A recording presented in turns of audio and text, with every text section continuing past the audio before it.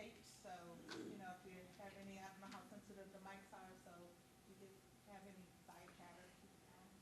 Thanks. Good morning, everybody. Good morning.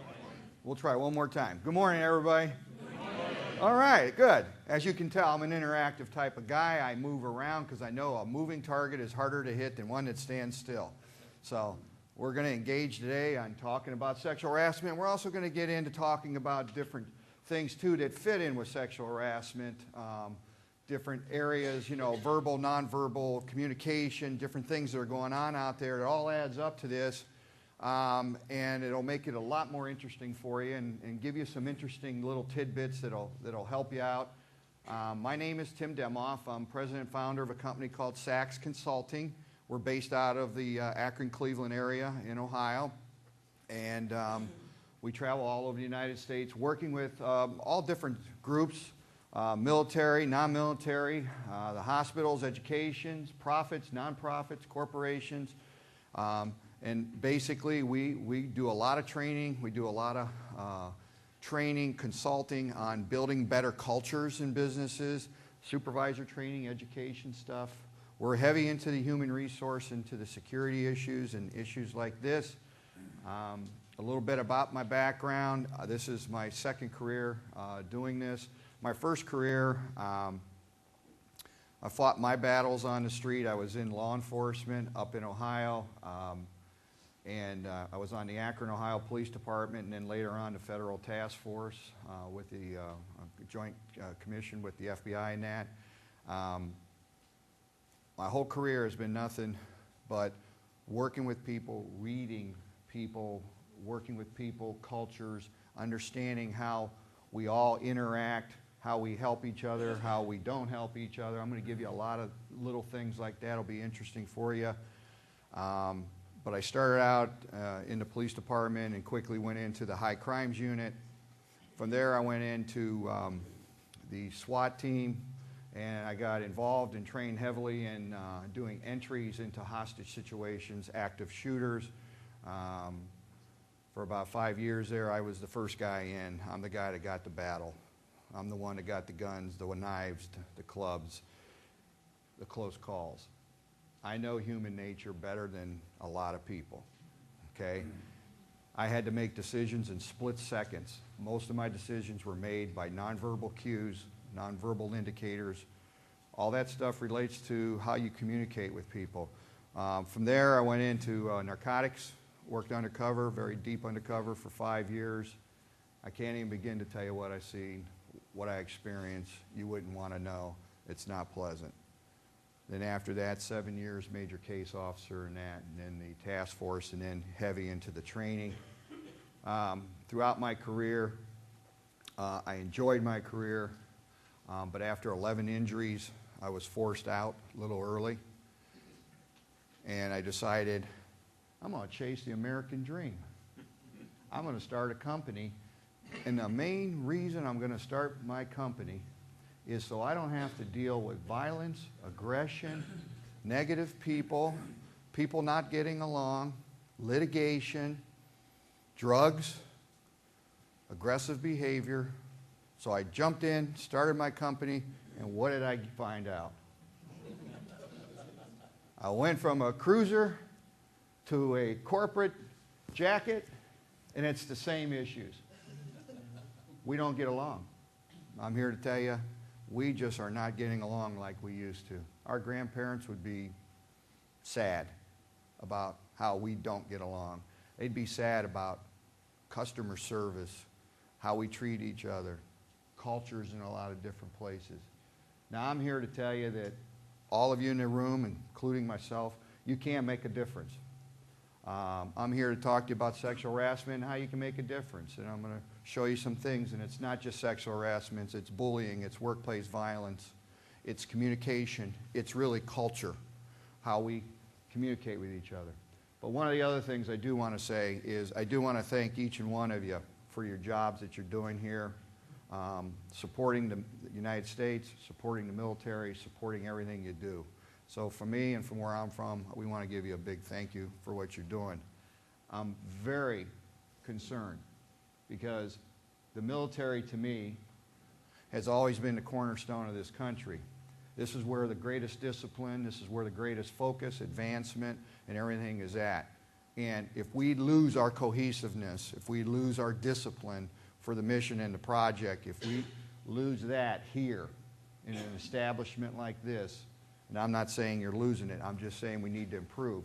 But really, the United States looks to the military as a backbone. You're the leaders in leadership. You're the leaders in communication, in how we treat people. You set the standards. And if we lose the standards in this group, we're going to have a real hard time making it up. So today, we're going to talk about how we can reinforce all that. And if you have any questions while I'm talking, feel free to ask me. There are some handouts at the tables back there with some just some bullet points of stuff that I'm going to talk about if you're interested in that. Otherwise, we're going to move forward here, and just talk. Now, nonverbal cues or verbal cues? What do you think we as human beings pick up on, look at, and communicate more to? Do we communicate with more nonverbal, or do we communicate with verbal cues? Nonverbal, right? Everybody knows that. 70, 75, 80% of all of our communication is done with nonverbal. With me and everything that I'm involved in, it even goes higher. I get into the 90s. I've already been looking and scanning this room, and I've already been reading the level of interest of individuals in this room. You have to say nothing to me because I can read it on your eyes, I can read it on your hands, how your hands are positioned, your feet are positioned. Every gesture you do, we call them micro gestures, and as you get better at it, you start to understand and read micro gestures, okay?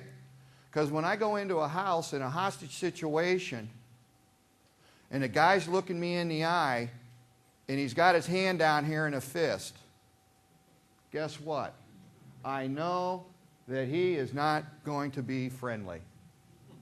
I've never had a guy make a fist at his side and say, I want to talk to you about it. Okay? The next move is a very fluid, active, aggressive move. And we as humans, actually, we pick up on micro gestures without knowing it, because our brain is trained to pick up on that. Now, as you become better at it, you start to train yourself to look for those gestures, and you start to register and digest those gestures, and you start to use them a little bit more effectively. Now, the military is very good at that kind of stuff. And you get in the military, and you get into tough situations, especially in life and death situations, your body goes into survival mode, and it starts to magnify micro gestures. It starts to pick up on it. Same thing with sexual harassment. If you're a victim of sexual harassment, you start to pick up more and more and more on micro gestures. So someone says something to you, it ain't necessarily a big deal, but the look on their face or how they look at you says a lot more than what they say. So understand that, when we get into all this, that there's a lot of things we're looking at. As a victim sees and feels, and then you feel. So now you see it, now you feel it. And then you have a sixth sense. Ever had a sixth sense that told you, boy, this isn't a right situation? Person's never said anything to you, but you're in that situation, you don't feel safe, you don't feel comfortable, or you're standing around and you're talking to somebody, and they're acting like they like you, and they're smiling at you, da da da da da. And then Hector walks away and says, I don't like that guy. Why? That's because, you got that body, you got that barometer, you're picking up micro, you're picking up things. It's called gut feelings. Do gut feelings save lives in the military? You better believe it. Do they save it in law enforcement? You better believe it. I wouldn't be standing here 7 times. My gut feeling told me get out. I got out. I found out if I would have stayed, I wouldn't be here. You got to go with it. But you got to use that. You got to use it in your day-to-day communications, and you have to understand it. So we're going to really get into a lot of this stuff. So let's talk about, right off the bat, what's the policy? Okay, look, We have to communicate to you what the policy is. We have to communicate to you how to understand it, how to improve it. But it's unacceptable conduct. Sexual harassment is unacceptable conduct, not to be tolerated. The leadership levels are committed to creating and maintaining an environment conducive to maximum productivity and respect for human dignity. It all comes down to respect. All we got to do is respect each other, okay? We don't have to like each other. We don't have to agree on everything. But we do need to respect each other. It's okay to have differences. I drive that message. It's just simply okay to have differences. You can like a different sports team. You can like a different method of doing something. You can like different foods. You can have different religions, races, cultures, backgrounds. It's okay. I think it's the greatest thing in the world we got here in the United States is the mixture. I find it interesting. I love learning about different people and thoughts and backgrounds and stuff. I don't look at it as a negative. Sexual harassment destroys teamwork. It's detrimental to combat readiness. A successful mission can be achieved only in an environment free of sexual harassment of personnel. Just, it has to be free of sexual harassment of personnel. How many active military we have in the room, please? Okay.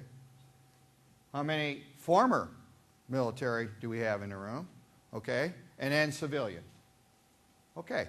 See, we got a mixture. But you're working together at a common goal, and here it is. Here's our mixed environment. Now, our mixed environment's like an accordion. It's expanded, hasn't it? We got male, female, straight, gay, old, young, active, prior, civilian, others. We got a whole mixture here, okay? Don't ask, don't tell's out the door. That opens up a whole nother ball game, okay? The ball game it opens up is, you can talk about it more. You can say things. You can do things. How people are going to receive those messages is key, okay?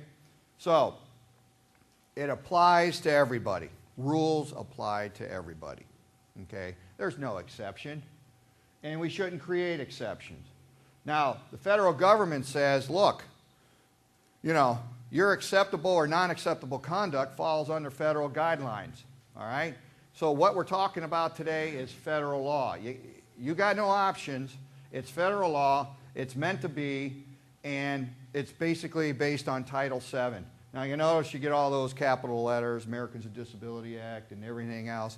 We know when it's capital letters and they're all capitalized, it's real important, right?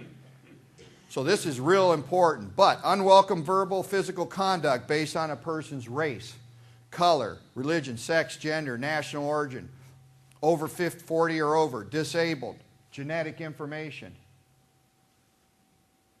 We all fit somewhere in one of those categories. There's nobody in this room that doesn't fit somewhere in there. So everybody is included. And what basically harassment is unreasonably interferes with the work performance or creates an intimidating or hostile work environment. Okay, all we're trying to say is let's get off this horse here. Let's not create negative environments, okay? We're going to talk about discrimination, harassment, sexual harassment, racial issues, religious issues. It doesn't matter. It's severe, it's pervasive, and it's persistent. We don't need that. We don't want that. When an individual's status or benefits are directly affected by the harassing, why should you or anybody be put in a position where you're coming to work and your benefits are affected by someone else who's saying stuff or approaching you about things that are uncomfortable? Okay? Shouldn't happen. Retaliation against somebody. If you or someone files a complaint and then people take it out on you because you filed a complaint, that's not right. We have a duty of care to protect people that are complaining about things legitimately, okay? And let's take a moment and talk about that. That's legitimate. And later on, you'll see where I talk about investigating sexual harassment or other types of accusations. We should investigate them. We need to investigate them. Do you think someone might file or complain against somebody and it might be false? Could that happen? Absolutely. So in a fair assessment, what do we want to do? we really want to look into that complaint. We want to see if it's valid, okay? Because I will tell you, I go all over the country. I have a major investigation team. We do investigations on all sorts of internal issues for all sorts of organizations. And we do find false accusations. And there are ways to look into it, investigate it. I have a duty of care to protect the person that's being falsely accused just as much as I do have a duty of care of protecting the victim who isn't falsely accusing somebody. It's a balance, okay? And that's all part of it. Now, what are the types? Quid pro quo and hostile environment. Those are the two big ones that you're going to see a lot of conversation. What's quid pro quo? It means this for that. It's a Latin term. If you place condition on someone's career in terms of employment in return for sexual favors. Supervisor says, I'm your boss, want this sexual favor, or you're not going to get promoted, you're not going to get a bonus, you're not going to keep your job, okay? That's quid pro quo. Someone really taking their position unfairly and asking you to do something sexually or otherwise in return. Hostile environment is when soldiers, civilians are subject to offensive, unwanted, unsolicited comments or behaviors of sexual nature. Basically, you're surrounded with verbiage or nonverbal cues where it's sexual in nature or it's harassing in nature. It unreasonably interferes with your work performance. There's nothing worse than coming to work for 8 hours a day or longer and feeling intimidated, feeling harassed, being made fun of, being pushed, being asked to do things you don't want to do, feeling trapped. What do I do? Should I say something? Can I say something? What can happen? You know, going home and losing sleep and having other physical ailments over it, which we'll get into. Okay. The term harassment refers to an illegal form of discrimination. Individuals say they're being harassed. However, sometimes it's inappropriate conduct. So we have sexual harassment. We have harassment. We have inappropriate conduct. And we have something new that is kind of working its way into right now, and that's what we call bullying, okay? Now, this is a frequent term, bullying. And what bullying is, and you'll hear a lot about it with your kids, you know, in high school, younger generation, but it's creeped up into the workplace and it's becoming quite a problem. But bullying is repeated mistreatment of one or more employees by humiliation, intimidation, or, you know, degrading them in some fashion. But the key here to bullying is it's repeated. It's going on an ongoing basis. How many of you in here have kids or grandkids in high school? Okay.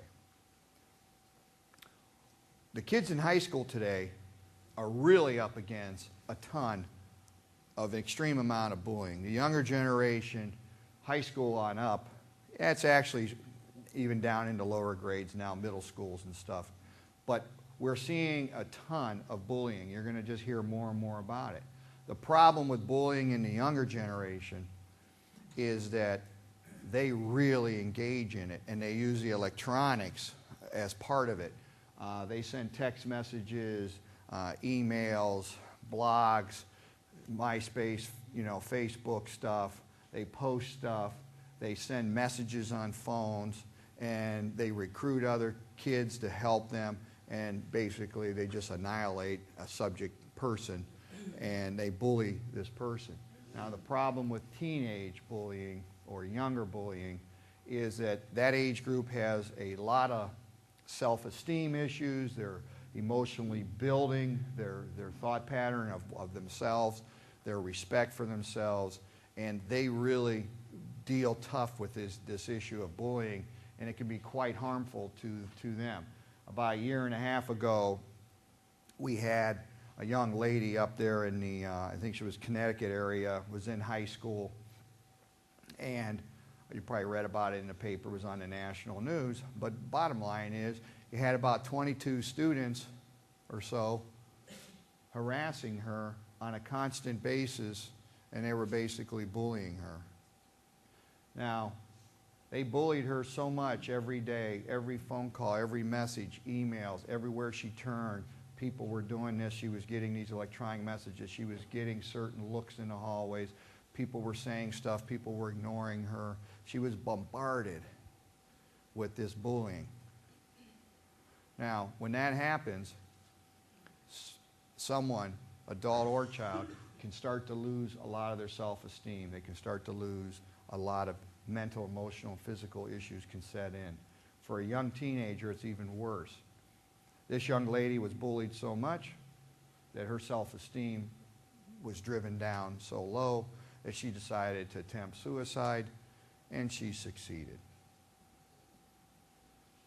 Now, my question is, we had 12 to 24 students involved in this act.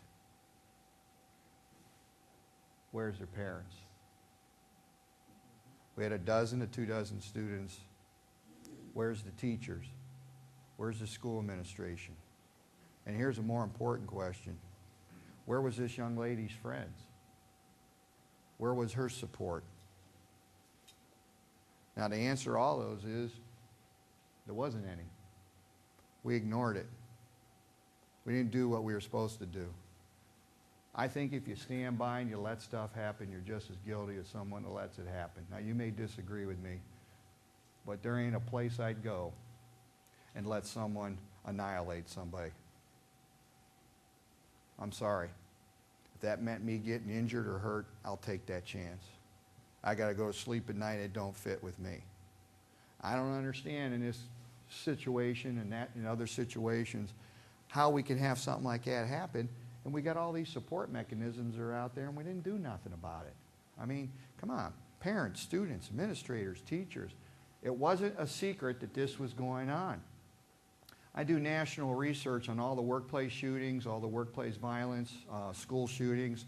I've done extensive stuff. I do a lot of commentary for CNN and all the major networks about shootings when these things happen, the psychology behind it. Same questions. Why did it happen, Mr. Dimoff? Why did it happen, Mr. Dimoff? How could we have prevented it? I'm giving the same answers. Same answers, okay? Policies, procedures, training, but I'm also saying people are aware of what is going on and they're doing nothing about it. Don't want to get involved, can't get involved, shouldn't get involved. None of this stuff is a secret. Most of sexual harassment, in most cases, is not a secret. So when this happens, these victims of it, they do talk to their coworkers and their friends. And maybe they need your help, support, to file a complaint or to go forward to the person or to tell the person that's doing it, please stop. Why do we want to tell someone that's involved in harassment or sexual harassment to please stop? Here's the reason. Over 50% of it, the person who's doing it doesn't realize that it's harassment. Okay? Now, 50% of the time, they exactly know what it's about, and we need to talk to them about it, and they need to stop. But in half the cases, we could eliminate a lot of this problem by communicating, because a lot of them don't realize it. Okay? There's a difference between a 60, 70-year-old person talking to a young lady than a 35-year-old person talking to a young lady. And I can guarantee you their verbal and nonverbal cues will be different. And I can guarantee you you'll pick up on the fact that they're different. And you'll feel more comfortable with a 65, 70-year-old. When my dad turned 80, he said, this is great. I'm 80. Now I get to say anything I want. Love the guy. What do you do when your dad says, I get to say anything I want? And you all know what that means. He says, what are you going to do, beat me up? I'm too old to be beat up. I said, Dad, a little presentation. Work on the presentation a little bit. But he was a jolly guy before he passed on. But what he meant was, you know, he was right. A little bit older, people can perceive you. He could get away with saying stuff in a different way, and people would laugh. He's just an 80-year-old guy joking around this and that, you know. But a 35-year-old, same sentence, couldn't say it. That's okay, because we perceive that difference. We allow that difference. So it's all how we, you know, interact and pull it through. Okay. Bullying behavior can exist at any level of organization. Bullies can be superiors, subordinates, co-workers, and colleagues. Hey, I just want to set the record straight right now for you. We're seeing a tremendous increase in bullying on where the perpetrators are females. We're seeing an increase in this country in female aggression. Why? I don't know, but I know one thing. Female aggression has really started to take off. Go on to YouTube. One of the most popular YouTube videos is girls fighting girls. There's over a couple 100,000 of them. It's a huge thing. So we're dealing with this, okay? Now, we have just as many problems with the males, don't get me wrong, but I'm just telling you, we're constantly changing. I'm constantly researching what's going on. But we are pushing out aggressiveness, unfortunately, I think, into our female younger population, and they're starting to look at that as more of a part of their demeanor. Social bantering, teasing, there's a whole list here: verbal abuse, humiliation, criticism, gossip. Is gossip a tough tool here? Is gossip a tool that is used a lot, do you think, in the workplace? Is it a powerful tool? Absolutely. Males and females, we all use it. Gossip is a human nature. We've always been talkers since the first man on earth. Taking credit for work performed. Taking someone's credit. Not giving them credit. Downplaying what they do. We use every aspect we can to harass people, to bully them, to make them feel less of a person, where we should be trying the opposite way of building good communication and camaraderie. And, of course, on the professional. Now, examples of bullying there's a list here: overt threats, unrealistic workloads, emails, notes, professional exclusion, and it goes on and on and on and on, career and financial sabotage. We're having some real unique stuff. But all this stuff can be added into the harassment and on top of the sexual harassment. It's all a form of harassment. It's all a form of harassment that is not allowed and is against federal guidelines. Okay? Now, other than sexual harassment, what are some other areas where we get into problems? Racial. Okay? We have racial issues, but as I told you before, we are a mixture. You are a mixture of a lot of racial and ethnic type things. But we see people are bringing in jokes and making side comments and different things about racial, where we should be engaging positive conversation and inquiries about learning from each other and each other's race and culture. So racial is one, religion's another one, antagonizing people based on religious beliefs and stuff. Speaking of religious, there should be more of a stronger support for different religious holidays, okay? That seems to be a problem, where people will harass someone because of their religion, and then they'll make comments about a certain religious holiday, and et cetera like that. So we get into the religious. The next one, besides religion, the next one after this one is national origin. We get into the ethnics and origins. Most people in this room got 2 or 3 mixtures in you today. So once again, I don't understand this, but we seem to pick out certain origins and stuff, and we seem to harass and add that to our list of attacks. Disability. I'm personally upset about disability. I can't even begin to fathom why someone would harass someone, make fun of someone, intimidate someone who's on a physical disability. Okay? Take it a step further.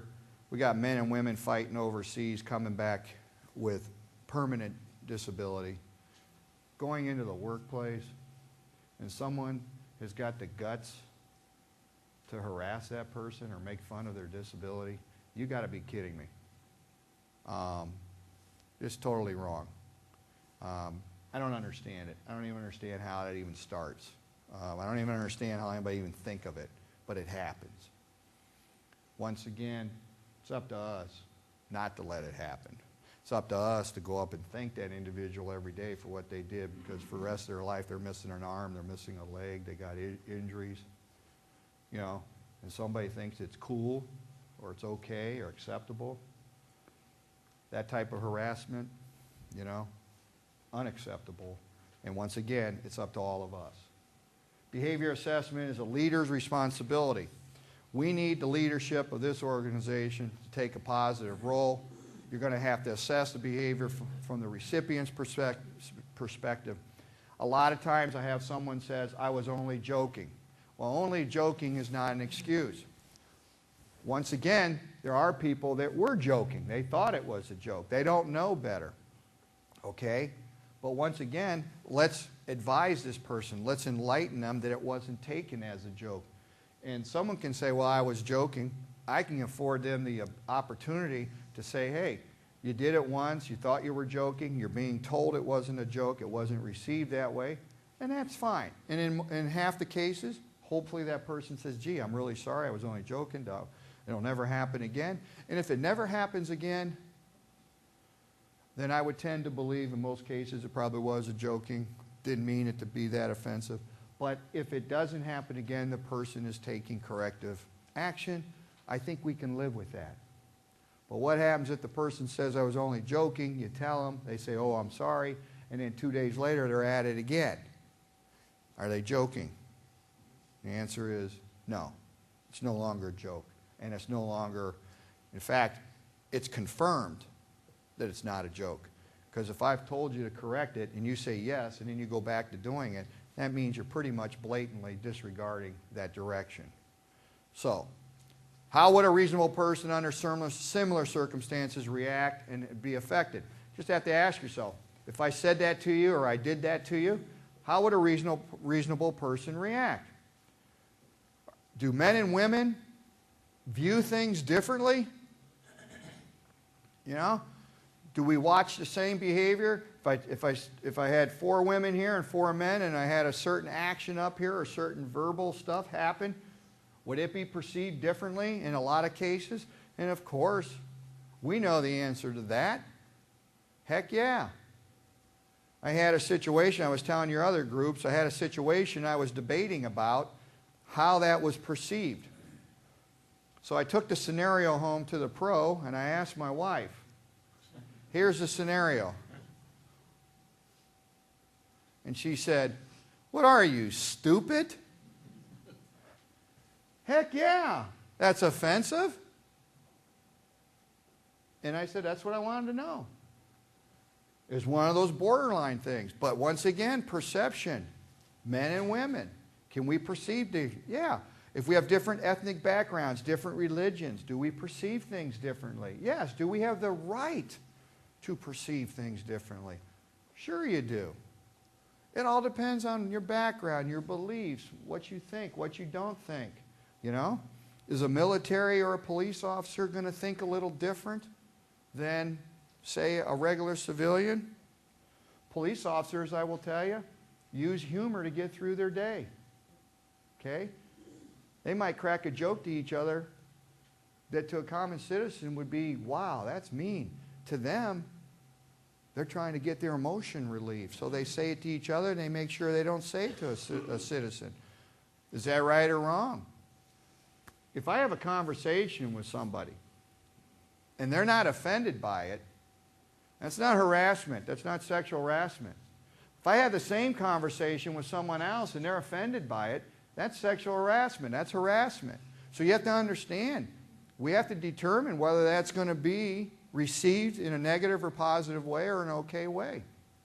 How do you know? Well, once again, verbal cues, nonverbal cues. Once again, I might say something to him and he might say, hey, Tim, I'm sorry, you know, I appreciate that bothers me a little bit. Hey, I'm sorry. You know, I'll make sure I don't do that again. Didn't mean it that way. He says, oh, I thought maybe you didn't realize it. Boom, it's over. But if I'm going to go back to him and say it again and again and again the next 3 days, he's going to say, Tim don't really care. Tim's a liar. Tim has no regard for my feelings and my beliefs. So once again, I'm going to press upon you. We've got to start understanding, reading, and we've got to be honest with each other. In some cases, it's okay. In some cases, it isn't. But I would tell you, you know, be cautious on the edge. Now, I was trying to figure out a solution to stopping all the harassment and sexual harassment that's going on here. And so we'll just tape everybody's mouth, tie their hands, and blindfold everybody, have them walk around, bump into each other, and say nothing. And of course, this is not true. It doesn't work. But this is not the solution. The solution, obviously, is better communication, better understanding, and working with each other. Now, there's a whole list here of what happens with sexual issues at the workplace. You're going to spend money, you're going to have waste of time, discipline issues, and everything else. So this takes away from the environment, the culture, the positive environment that we have. And the EEOC receives about 25,000 complaints a year. It can cost up to $150,000 or more in legal fees, and we're seeing judgments of $1 million and more. There's no, in the federal budget and in this campus, these kind of things are not in the budget, okay? Understand that we do not budget for these kind of payouts. When these happen, this affects everybody in this campus and in this room, because that money goes to those settlements is going to come out of everybody's pocket. So when we not only have moral and cultural issues, we're going to affect you on the bottom line for your benefits and for your pays and bonuses and everything. When this kind of thing gets out of hand, everybody takes a piece out of their pocket.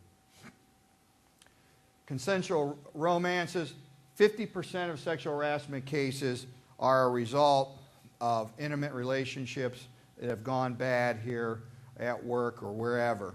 So be aware of the fact that we understand when we have relationships and one person breaks up and the other person's not happy that person broke up, it goes from a romance to a problem, okay?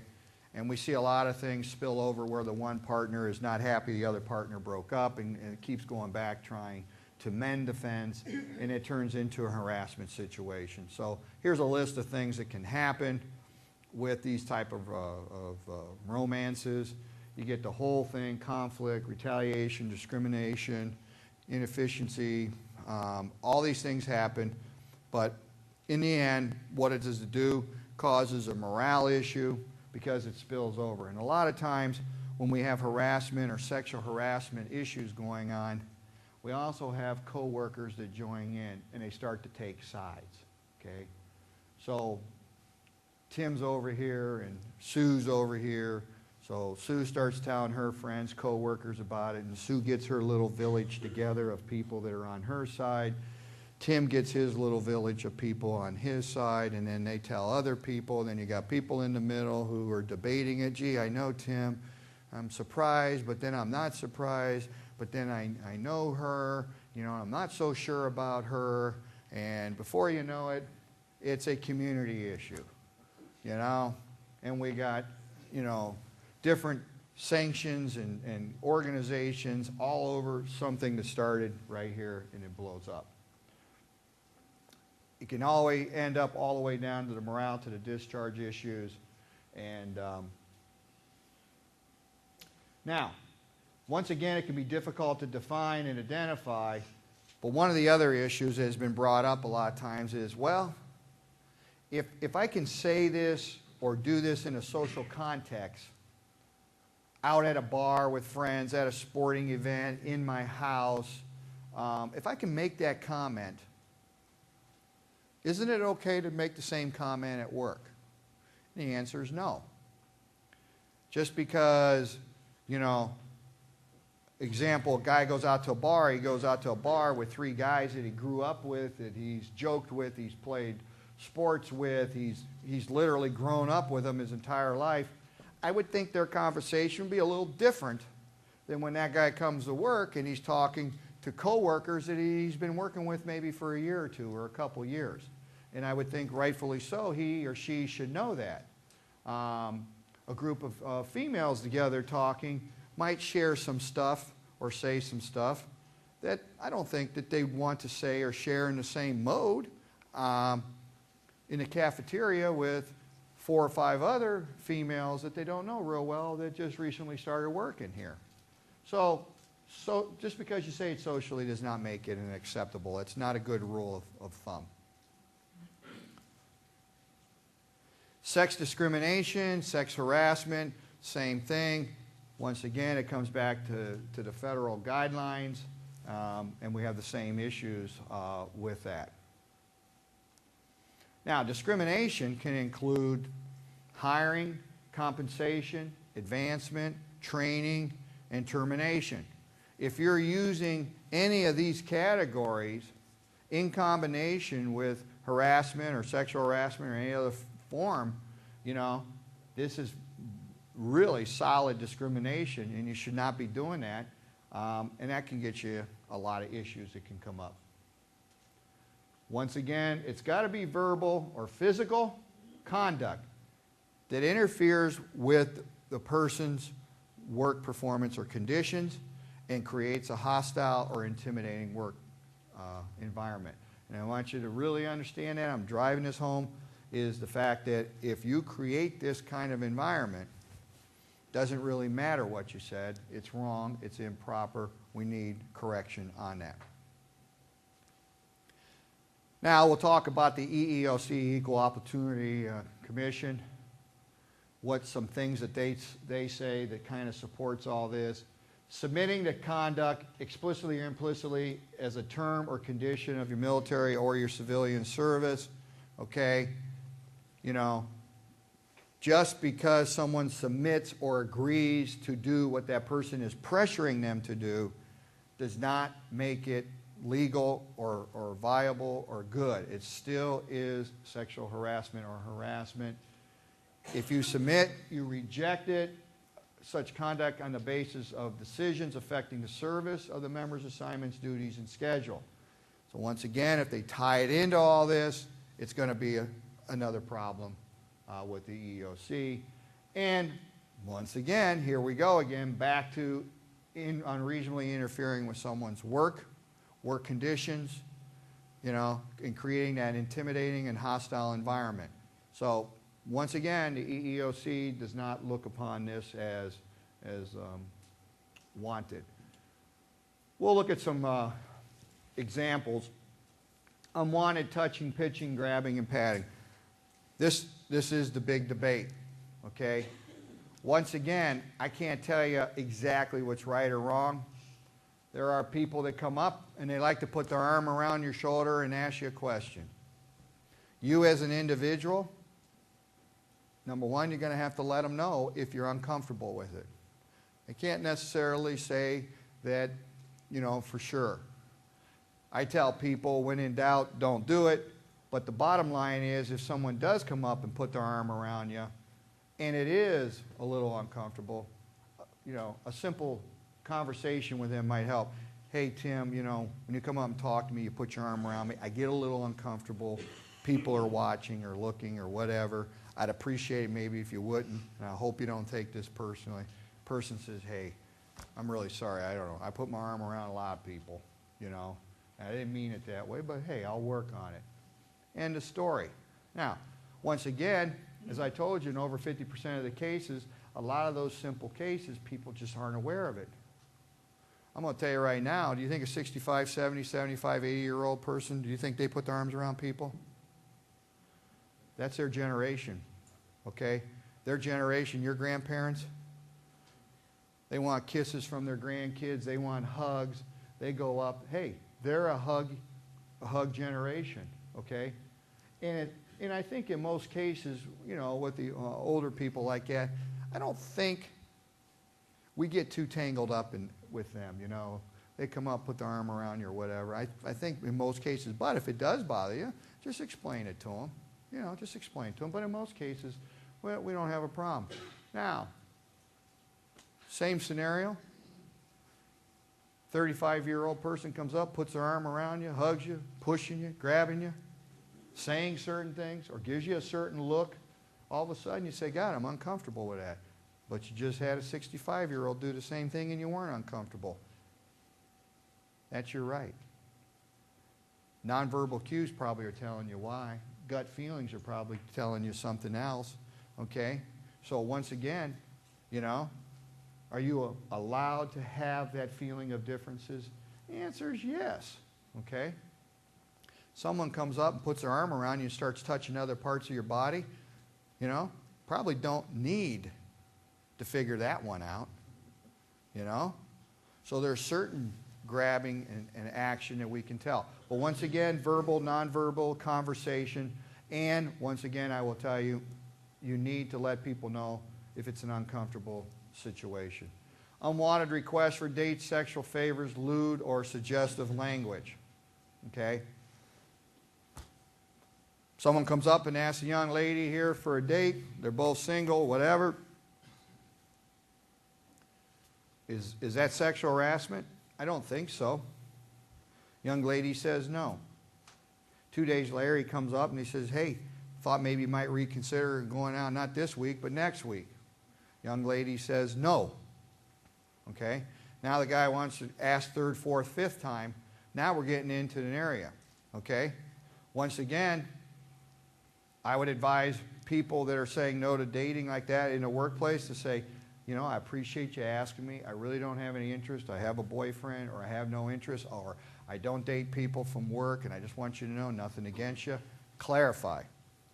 Sometimes there's clarification as needed.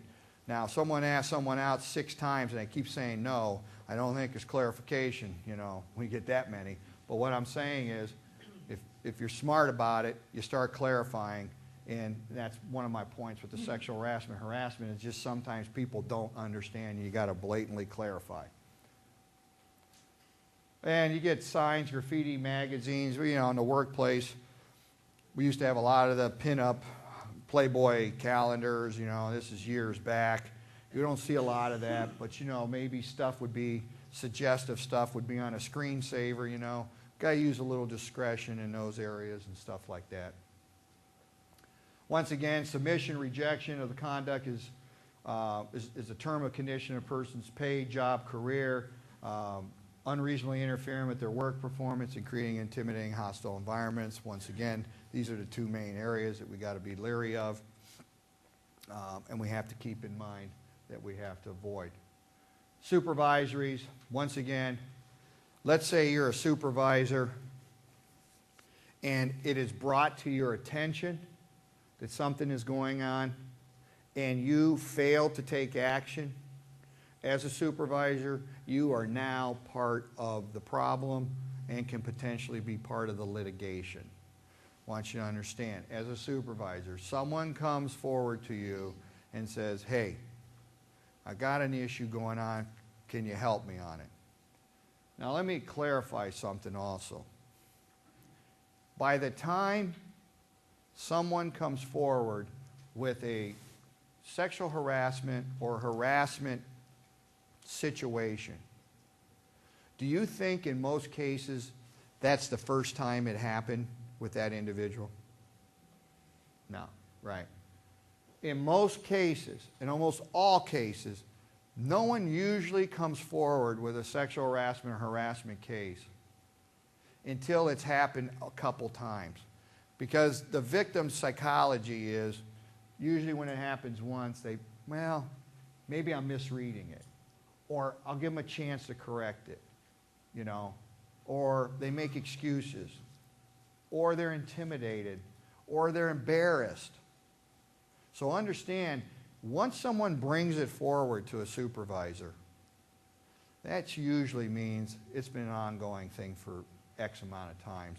And that supervisor really needs to look into it, investigate it, and sit down with the person and talk to the person that's being accused and clarify to them if they are doing that, they need to cease and to stop. And also, they need to investigate it. If that person claims, hey, I didn't do any of that, now you got a situation where you need to investigate it. We need to see if other people witnessed it, saw it, other people have had the same similar problems, etc. So here's some examples of verbal, everything from the threats to profanity to suggestive whistles, and it goes on. You know, and these are common things that happen. Verbal, honey, babe, sweetheart, dear. I was working with a lady the other day, and she called me honey. You know, she was an older lady. She says, okay, honey, I'll take care of it, you know. Yeah. Never, that is not sexual harassment to me. She's just who she is. Once again, I recognize her generation. I recognize how she said it, you know, and everything else, okay? So you got to take in all the factors. The way someone looks at you can tell you a lot. You start having people winking at you, blowing you kisses and everything else. You know, gee, do we need much training on what that means? And then, if it's unwanted, do we have to figure out that maybe we need a little corrective behavior here? I don't think so. But we put it on there so that everybody understands this obviously goes on, and some people interpret this as going to work. And this is not going to work. This is definitely sexual harassment. So, but it goes on. And these are those nonverbal cues that come out. You know one thing about nonverbal cues, I'll tell you, in our study and our research, we have nonverbal cues that we give off, and you know a lot of them we don't even know we're doing. So understand that, you know, someone will say something to you or do something, and you'll say, and then they did this and that, and they'll look at you like, I didn't do that. And you'll go, oh yeah, I seen the look on your face. You know, I seen that. You know, I seen you, you know, whatever. And this goes for everything, you know. When I do criminal profiles and I'm interviewing people accused of some pretty severe crimes and stuff and that, there's a whole process, but I'm looking from head to toe. I mean, your feet and your legs are some of the most responsive indicators that you can give when we're doing interrogations and interviews and different things, because most people are so focused on their face, okay? They never think about their legs, you know. But how you sit in a chair in here tells me exactly your level of interest, your level of receptiveness, and you're sitting there concentrating on, you know, the upper body. When I talk to criminals, they think, all right, I'm not going to do this, I'm not going to blink, I'm not going to lick my lips, I'm not going to turn my head, I'm not going to do this, I'm not going to give that guy the opportunity to figure out whether, you know, I did it or not. So then I ask him a certain question, and he changes the position of his feet. Indicator. It's an indicator of guilt. Depends on the way they do it. You can wrap your feet around the bottom of a chair. You can have them straight out. You can cross at your ankles. You can cross at your thighs. I can tell you every one of those mean different things. You can fold your arms like this. What's this mean? So everybody's like this, just changed. Because it means you're not interested. Or you're listening, but you're listening very slowly. You're debating whether you want to listen more. And you're thinking about whether I like this guy or not and whether he's doing a good job. Now, the other thing is not your communication amongst yourselves in this building, in this campus. Don't you guys communicate, even though you got all electronics, don't we still, as human beings, communicate verbally faster than fiber optics? Right? Don't we? How many of you asked somebody that already had the training, how was the training? Boy, I'm getting a lot of verbal cues. Because you want to know. Is it going to be boring? Should I bring a book? You know? Is this guy interesting? Is he okay? Is he going to stand behind a podium? You wanted to know. I'd want to know. I'm in the training business, you know? But I don't tell people. I say, I'm not in the training business. You know what I'm in? I'm in the engagement business. I engage my audiences. I want to engage with you. I want to connect with you. I want to tell you this stuff. I want to give you a basis. I can come in here. You can read about sexual harassment. I can give you 20 bullet points to tell you what to do about sexual harassment. We can hand them out. You can go home. But I'm here to help you to communicate better so we can prevent sexual harassment, help you to read it better, help you to understand it better, help you to respect each other better. That's the engagement of what we're doing here today. We're going to cover all the bases, okay? But you're out there asking people yesterday, hey, how was it? Because we got to be prepared, you know? It's the same thing. It's our human nature. There's nothing wrong with that. It's good stuff. I'm glad you asked. You know, the fact that you asked and you showed up is a good sign. So we'll keep building off that. Physical contact, as we talked about. Someone comes up and touches the back of your shoulder, starts rubbing your neck and stuff. and you've been working with them for 6 months? Whoa. You know? So we got to take all this in stride. What's going on? What are those nonverbal? I'm going to tell you, nonverbal. When you're trying to figure out really what's the person's intention, you start looking at their nonverbal stronger, and that'll tell you the real story. Okay? Now, what do we got about same-sex? We got the same thing. We have same-sex harassment increasing. We have men filing harassment suits against women. We have now men filing against men, and we have men now filing against females. We have female supervisors who are harassing. Remember I told you the female supervisor is very engaged in the bullying process. But last year, 14.3% of all sexual harassment charges were filed by men. So it's increasing. So what do we got to have for a program? Well, we got to have a written policy, which you already know you have a strong written policy. We got to communicate it, and we got to hold some training and education sessions, which we're doing today. Okay? We're going to investigate any complaint promptly and thoroughly. That's all part of the program, and take prompt corrective action. We owe it to investigate both sides of the story. I always tell everybody, let's talk to both sides of the story. Let's look for witnesses, other people that may have been subject to it, people that are familiar with the victim, people that are familiar with the accused person. Let's get a true objective assessment. Okay? And we're going to monitor it on an ongoing basis and make sure we stay on top of it. That's par for any good program. Leadership, we got to make sure this environment's safe and clean. We got to train our subordinates properly. We have to maintain a climate of openness and communication. The assessment, we want to define the incident, the frequency of the behavior. These are things we'll be asking. Victim impact, appropriate of behavior, the rank and position in a relationship, the past history of the person, consequences of your action. Does someone's past usually predict their future? If you want to know who you're dealing with, just look at the last couple years of what their track record is. It'll accurately tell you what you're truly dealing with. We use that all the time. We use it in hiring. When we're hiring someone, we look at the last couple years of their life, because the recent past will tell us the recent future of what we're getting. We've all made mistakes 20 years ago. I don't really care what someone did 20 years ago.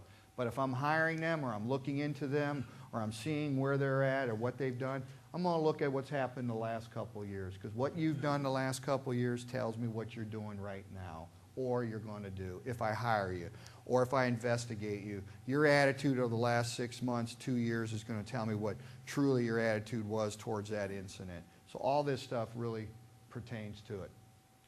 And we do the environment assessment, making sure that we cross our T's and dot our I's. Employer will be liable for proven hostile environment if the employer knew or should have known of this conduct and failed to take immediate action. So once again, if the employer, if the supervisor knew or should have known and didn't take action, there's where we've got the liability issues that are going to come into play. Okay? Once again, I want to stress, if an employee voluntarily gives in to a supervisor, on sexual advances, it does not stop a claim from coming forward, okay? If it's unwelcome, it doesn't matter. Unwelcome, and they submitted to it, it's still a potential case, all right? Well, here it is. Victim flirted first with me. Maybe he flirted, maybe she flirted first. Let's say it happened, and let's say it was friendly on both sides. But if one of them decides not to flirt anymore, or they want to turn it off, or they change their mind, boom. You got to respect that. Once again, we're going to ask the victim, you flirted, he flirted. Did you let him know that you changed your mind a week later because your flirting may have indicated that you thought it was okay and friendly? If that victim says, yeah, I told him 3 times, I want nothing to do with him. Please stop. That's different than if a person says, yeah, I flirted with him and then I never say anything, and, you know, well, then we owe it to that person to what? Clarify to them that we no longer need that to happen. So you need to look into these. Victim dressed provocatively. Just because someone dresses provocatively does not give them or you a ticket to sexually harass them or say things or assume that you can. Now, we will probably talk to the victim and say, don't dress that way. It doesn't help things. But on the other end, it still doesn't give someone permission to be abusive. Once again, we have a mixture of non-military, military, former military. Doesn't really matter. Doesn't matter. The environment is a mixture, as we said, and we must control the entire environment. And once again, you could be responsible if it starts here and it goes and continues off campus.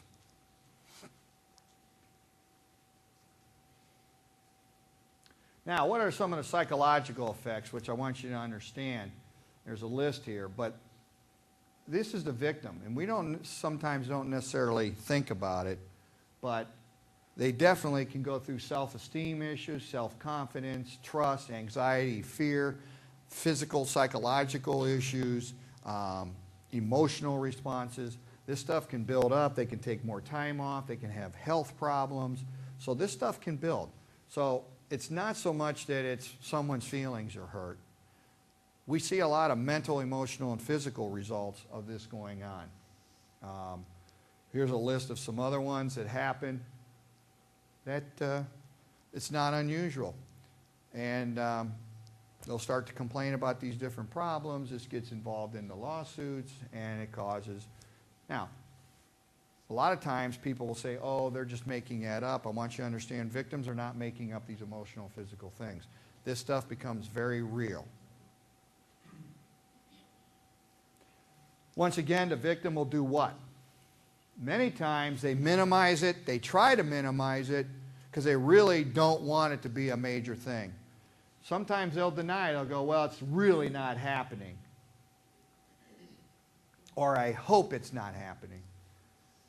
They'll make excuses for the person. Oh, you know, I've been working with John for 3 years. I've been working with Betty for 2.5 years. I don't think they really meant to do that. So we try to downplay it because we're hoping it's not true. You know, and the thing that bothers me is in many cases under sexual harassment, as I told you, in many cases the person doesn't come forward with the complaint, doesn't confront it, doesn't do anything about it except implode internally themselves, getting sick. And you know what happens? That person that's a victim quits the job. Now I'm here to tell you that I don't like that. I don't think that someone who's not at fault should take the burden of all this mental, emotional, physical, and then the way they solve it is they just quit the job, because having the job and being harassed and going to work every day under those circumstances is a far greater problem than having the job. They even go home, they talk to their spouse, and the spouse says, why don't you just quit the job and find something else? You're not happy. Makes their home life unhappy, and a lot of other problems in the home life, physical, mental, emotional, relationship issues. So they quit. Well, quitting a job is a really bad reason as a solution. And we can stop that by being more supportive of it and being fair and investigating objectively, and also supporting as friends and colleagues and as supervisors. Ironically, this harassment, sexual harassment, can be corrected very easily if we just get everybody to understand it a little better and we get a little better buy-in and better support system. It's not a major problem if we get the culture to understand it, and hopefully today you have a little better understanding. Once again, how's the impact on the entire unit and the campus? Low morale, productivity, negative type of things are happening. It has a negative impact on the organization. Now, when we interview, quite honestly, interview an individual. We want to caution the person that's being accused about retaliation. Remember, a chunk of them are false accusations. So is someone that's being accused of it going to be upset that they've been accused of it? Absolutely. They have the right to be upset. But we need to tell them we are thoroughly looking into this and we're going to prove it one way or another. Impartial investigation conducted, and you'll be notified of the results. So we're going to look into it. We want all parties to understand we're looking into it, and we want the culture to understand we're looking into it, and we will on any of this stuff. So we got to take steps to enforce the policy effectively, and prevention and education and understanding is, the best mode. Now, here's some kind of surprises about sexual harassment. We'll have employees who are engaging intentionally in sexual harassment. They are blatantly doing it, know they're doing it, don't care. We'll have them turn around and start to claim they're being sexually harassed. It's sort of like a defense mechanism, It's like when you drive through a red light, police officer stops you and you say, why the heck aren't you out there chasing down murderers and rapists and serial killers? And the response is, because I have to sit at this light and catch everybody that's going through a red light who might run through a red light, run into a car and kill somebody. So then all of a sudden that person goes, ooh, I guess what I am doing isn't so minor, Most sexual harassment victims neither complain nor sue. Well, as I told you before, most victims don't want to talk about it, don't want to reveal it, don't want to cause problems, and they take it within themselves and they hope it goes away. Once again, this is something not for people to take on themselves, and usually the sexual harassment victim eventually confides in a coworker. And this is the key. The coworker can really be substantial and start to support that person and say, let's go together and file a complaint. Let's go together and talk to the supervisor. Let's go together and talk to the perpetrator who's doing it, who may not understand that they're doing it. And then the harassers frequently have no desire to offend or have knowledge they're offending. As I said, most of the times when they're a harasser, it is amazing when we do interviews with them. Many times they're pretty ashamed of what happened. They didn't mean it. They're just shocked and disappointed, and really, they're just flabbergasted. That's half the time, and the other half, we talk to people, and they say, yeah, I did it. I didn't think it was a big deal. I don't know what the heck they're getting upset about, blah, blah, blah, and they have total disregard. Well, those people who have total disregard, we need to talk to them and say, contrary to what you think, what you believe, it doesn't really matter. If it's offensive, it's offensive. And understand that you have to adjust what you're saying and doing. If it offends somebody, please refrain from doing it. Now, when I talk to the guys, and I'll say that males are a little bit more different, obviously, than the females about the reception to sexual harassment and what is harassment. So I'll run scenarios by the males, and they'll say, that's no big deal. I don't look at that as anything. I'll say, okay, let's take the same scenario, and let me put your mother in the seat of the victim. And that person said that to your mother, or did that to your mother, or your daughter, or your wife, or your girlfriend. What happens when I do that? Do I get a different reaction? And the answer is obviously, yeah, I do. And the reason I do that is I try to help the guys understand a little bit better that it isn't such a frivolous thing after all. And by putting their mother, daughter, their wife in that situation, it helps them to understand a little bit better, yeah, I guess you're right, that would be a little bit. So these are the type of things that we do to help people understand. Federal government has very little tolerance for violations. Violations will follow the rest of your life. I have seen military people, non-military people lose their jobs and their careers over this thing because they let it get out of hand and they didn't listen to the corrective behavior. Rarely do we have problems with people on the sexual harassment who are approached, talked to about it, and given an opportunity to correct. We have the biggest problems from those that are made aware of it, and they don't want to buy into it or listen. You know, and that's pretty bad when someone comes to you and says, look, we got an issue, here's it is, and you still flagrantly say, the heck with it. I'm not buying into it. So, what can happen are a list of things. You know, you can be asked to have more training, rehabilitative training, transfers, denial of certain privileges. You know, in the workplace, we have some people that have anger issues. We send them to anger management, believe it or not, anger management. We have people that have positive drug tests. We give them options to get rehabilitation, to get assessments, you know. So all the way down the line, I think the corporations and businesses have been pretty generous about offering help and asking only for one thing, and that is corrective behavior. But if that person says, I don't need that anger management, I don't need to go to counseling, I'm not going to change, it isn't me, it's them, it's her, it's him, it's everybody else. If they've got that attitude, then absolutely, that's poison. You know, it's a cancer. And you need to get rid of that poison, that cancer from that culture, because that'll kill the culture. Our grandparents had a saying, one bad apple spoils a whole bunch, right? What did that mean? Real simple. You leave a bad apple with other bad apples, the good apples don't make the bad apple ripe.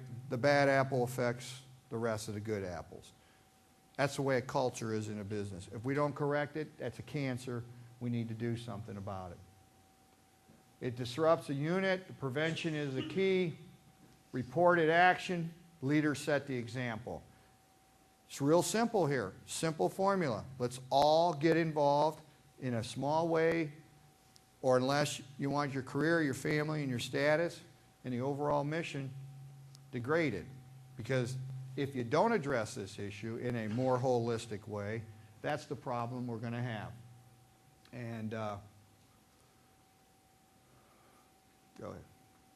I want to end on a positive note. None other than Ronald Reagan.